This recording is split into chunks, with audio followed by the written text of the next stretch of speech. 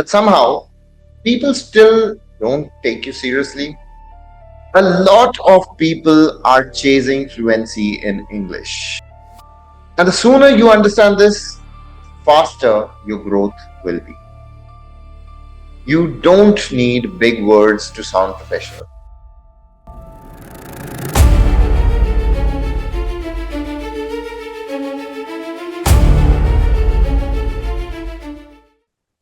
And welcome to Speak Smart.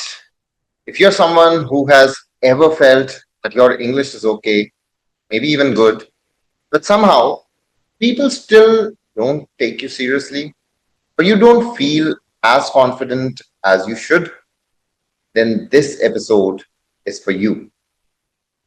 Hi everyone, my name is Nikhil Malhotra. I'm a TEFL-certified English language trainer and a CPD-certified corporate and soft skills trainer and facilitator. And I work with students and professionals to help them become better communicators, not just in English, but in real life situations like meetings, interviews, presentations, and everyday workplace conversations.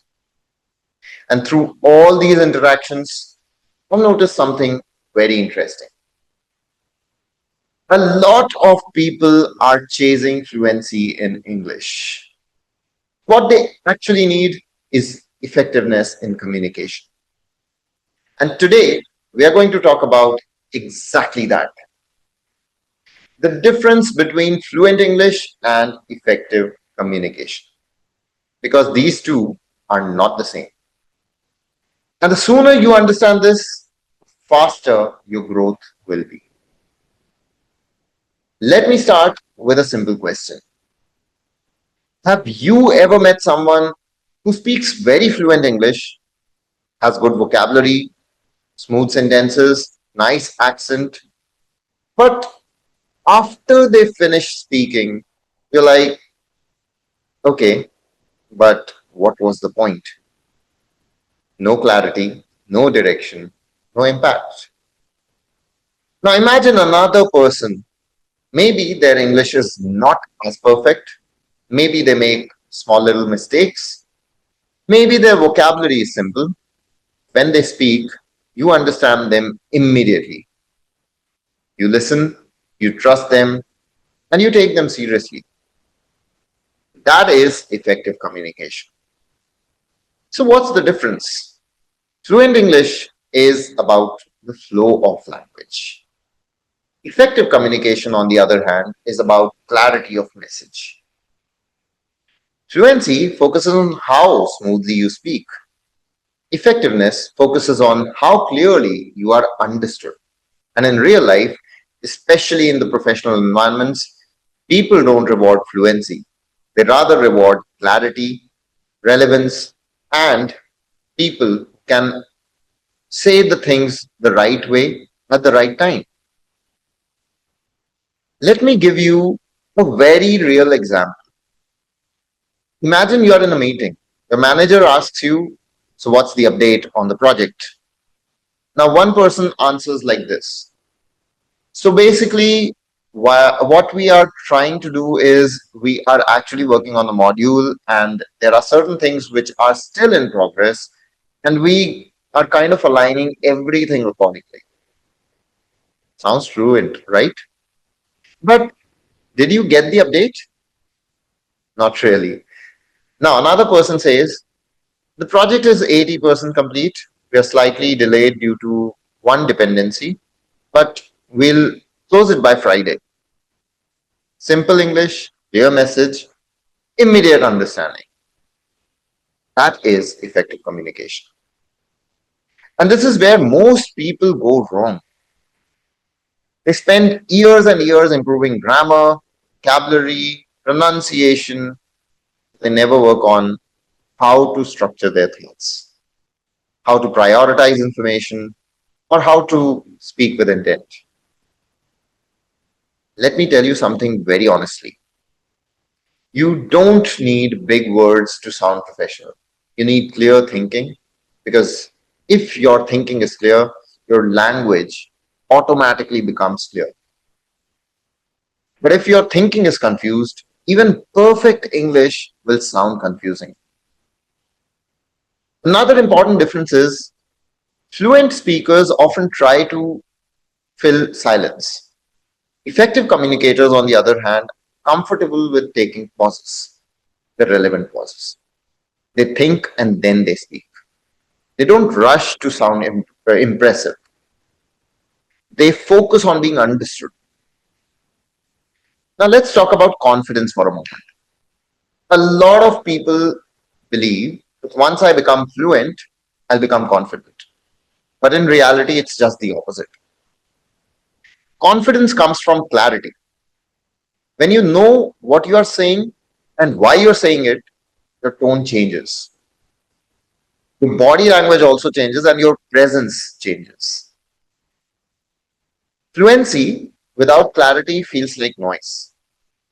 Clarity, even with simple English, feels powerful.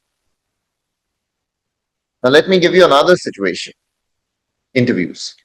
Many candidates prepare answers like, "Good morning, sir. Thank you for giving me this opportunity. I'm a highly motivated professional and dedicated individual."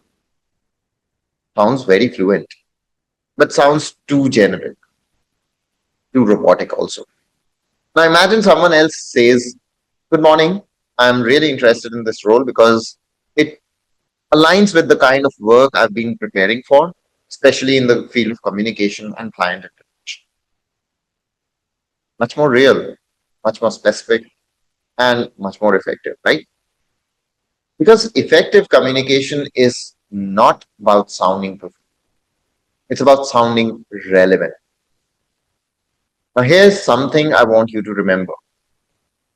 Fluent English can get attention, no doubt, but effective communication builds trust. And in the long run, trust is what creates opportunities. So, how do you shift from fluency to effectiveness? Very simple things, very powerful. Remember these. First, start thinking in points, not in paragraphs. Before you speak, ask yourself, what is my main point? And if you know your main point, your sentences will automatically align. Second, answer the question first. Don't build a story around it. If someone asks you, "Are we on track?" Start with, "Yes, we are on track," or "No, we are slightly delayed," and then explain the answer. Third, simplify your language. You don't need to sound bookish. You don't need to sound like a book or a robot. You need to sound like a professional human being. Fourth, observe good communicators. I always say this, observation is the most powerful tool. So observe as much as you can.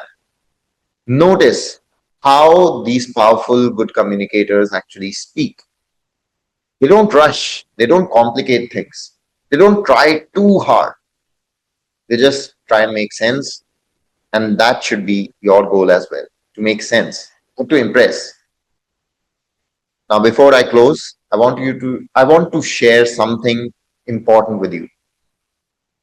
Over time, I realized that communication issues are often deeper than just speaking. They are connected to personality, thinking patterns, confidence, strengths and weaknesses, and even your career direction. That's why I have designed something called the Unite assessment. This is a structured assessment that helps you understand your personality traits, your strengths and weaknesses through a SWOT analysis and the kind of career paths that actually suit you. Because once you understand yourself better, your communication naturally improves. If you are interested, I've added the link to the Unite Persona assessment in the description.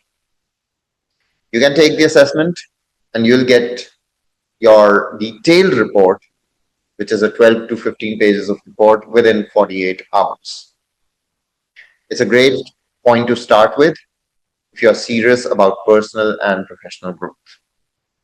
Also, if you feel that you want more personalized guidance, if you want to work on your communication, confidence, and overall professional development, you can reach out to me directly over social media. I'm available for online professional sessions. You'll find my LinkedIn, WhatsApp, and Instagram details in the description below. Feel free to connect. And if you're finding true value in content like this, don't forget to subscribe to the channel because every week I share practical insights that you can actually apply in real life. Now, let me leave you with one simple thing. Don't chase fluent English, chase clear communication. Because when people understand you, they remember you. And when they remember you, opportunities automatically follow. I'll see you in the next episode. Until then, speak clearly, speak confidently, and most importantly, speak smart.